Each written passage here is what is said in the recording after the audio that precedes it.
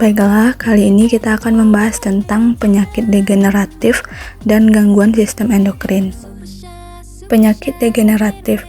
Degeneratif merupakan proses berkurangnya fungsi sel saraf secara bertahap tanpa sebab yang diketahui. Kondisi ini berakibat pada sel saraf yang sebelumnya berfungsi normal menjadi lebih buruk sehingga tidak berfungsi sama sekali.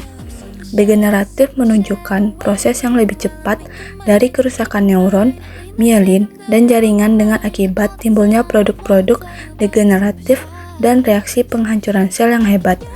Penyakit seperti itu menunjukkan adanya penurunan daya tahan sel saraf dan mengakibatkan kematian sel lebih cepat. Gangguan sistem endokrin. Sistem endokrin adalah jaringan kelenjar yang memproduksi dan melepaskan hormon.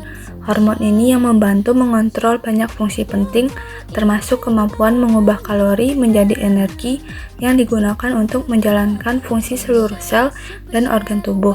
Sistem endokrin mempengaruhi detak jantung, pertumbuhan tulang dan jaringan, bahkan kemampuan bereproduksi.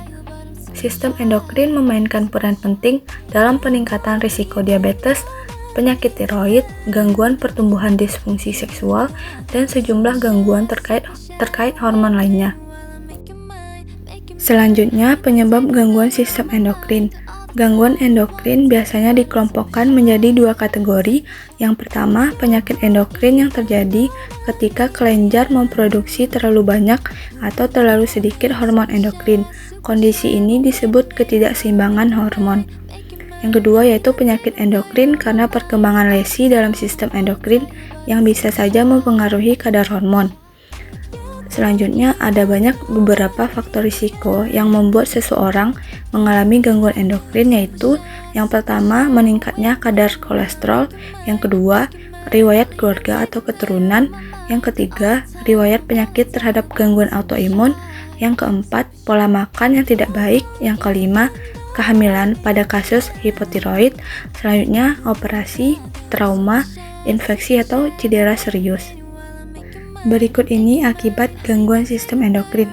Yang pertama yaitu diabetes mellitus. Gangguan sistem endokrin yang paling umum adalah diabetes mellitus yang terjadi apabila pankreas tidak menghasilkan insulin yang cukup atau tubuh tidak dapat menggunakan insulin yang tersedia dengan optimal. Gejala diabetes sendiri meliputi haus atau lapar yang berlebih, kelelahan, sering buang air kecil, mual dan muntah, kenaikan atau penurunan berat badan yang tidak disertai alasan, serta perubahan pada penglihatan. Akibat gangguan sistem endokrin yang kedua yaitu tiroid. Gangguan sistem endokrin yang menyebabkan gangguan pada kelenjar tiroid dapat menyebabkan hipertiroid dan hipotiroid. Hipertiroid adalah kondisi yang ditandai dengan kelenjar tiroid yang overaktif, sehingga tubuh lebih aktif dalam memproduksi hormon. Gejala umum hipertiroid meliputi diare, kesulitan tidur, kelelahan, intoleransi terhadap panas, mudah marah, perubahan mood, detak jantung yang cepat, tremor, dan penurunan berat badan tanpa penyebab. Yang ketiga yaitu akromegali. Akromegali terjadi ketika tubuh memproduksi terlalu banyak hormon pertumbuhan. Kondisi tersebut mengakibatkan pertumbuhan tulang, organ, dan jaringan lain yang tidak biasa. Akromegali memicu munculnya gejala berupa pembengkakan tangan dan kaki, pertumbuhan fitur wajah, perubahan tulang seperti rahang yang menonjol, kulit tebal dan kering, keringat dan bau badan, serta suara terdengar lebih dalam. Yang keempat yaitu sindrom Cushing. Sindrom Cushing terjadi ketika tubuh memproduksi terlalu banyak hormon kortisol.